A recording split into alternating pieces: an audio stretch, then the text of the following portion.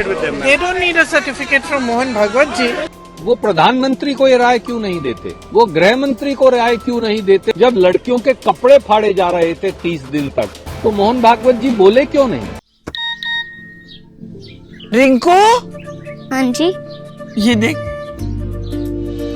आगे तो चले। सत श्री अकाल बीजी। सत श्री अकाल पुत्र। अब साफ दिखाई दे रहा है बीजी। बहुत साफ दिखाई दे रहा है। बीजी इतने टाइम बाद नए चश्मे बनवा ही लिए। किसी अपने ने पैसे भेजे और हर महीने पैसे भेजेंगे। वाह, ਬੋਨਾਂ ਤੇ ਟੂ ਟੂ ਹੋਊਗੀ ਤੁਹਾਡੇ 1 ਤਰੀਕ ਤੋਂ ਬਾਅਦ। ਇਹ ਤੁਹਾਡੇ ਪੈਸੇ ਨੇ, ਇਹਦੇ ਨਾਲ ਕੋਈ ਅਮੀਰ ਨਹੀਂ ਹੋ ਜਾਣਾ ਤੁਸੀਂ। ਮਾਵਾਂ ਭੈਣਾਂ ਨੂੰ ਸਤਿਕਾਰ ਦੇ ਕੇ ਮੈਨੂੰ ਖੁਸ਼ੀ ਮਿਲਦੀ ਹੈ ਇਸ ਗੱਲ ਦੀ। मुख्यमंत्री माँ बेटी सत्कार योजना, आपका अपना भगवंत मान। आरएसएस प्रमुख मोहन भागवत ने हाल ही में एक कार्यक्रम से बड़ी संख्या में जेन ज़ी और जेन अल्फा के युवाओं से बातचीत की। इस दौरान उन्होंने युवाओं के विचार सुने और कई मुद्दों पर अपनी राय रखी। कार्यक्रम के बाद मोहन भागवत की कुछ टिप्पणियों को लेकर सियासी बयानबाजी तेज हो गई है। इस बीच कांग्रेस सांसद प्रियंका गांधी वाड्रा ने शुक्रवार को मोहन भागवत पर निशाना साधा। उन्होंने भागवत की जेन ज़ी और जेन अल्फा के साथ हुई बातचीत के बाद कहा कि देश के युवाओं को उनसे किसी प्रमाण पत्र की आवश्यकता नहीं है। Comment, you have to say anything, ma'am. You have to say anything on Mohan Bhagwat saying Gen Z are not anti-nationals. For the first time, we have spoken with Gen Z. Ma'am, they don't need a certificate from him.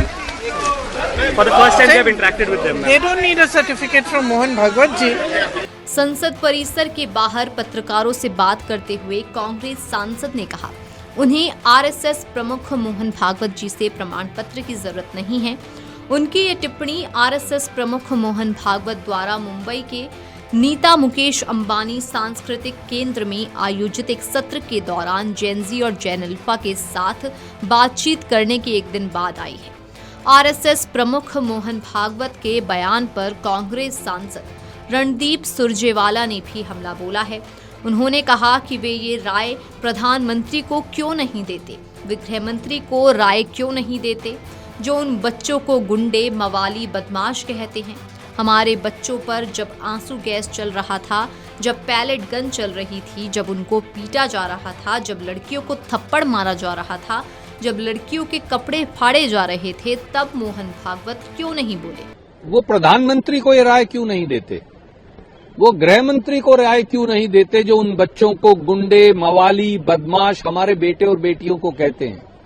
जो हमारे बेटे और बेटियों पर जब अश्रु gas चल रहा था, जब पैलेट गन्स चल रहे थे, जब उनको पीटा जा रहा था, जब लड़कियों को थप्पड़ मारा जा रहा था बीजेपी की सरकार, मोदी सरकार के द्वारा, जब लड़कियों के कपड़े फाड़े जा रहे थे 30 दिन तक, तो मोहन भागवत जी बोले क्यों नहीं?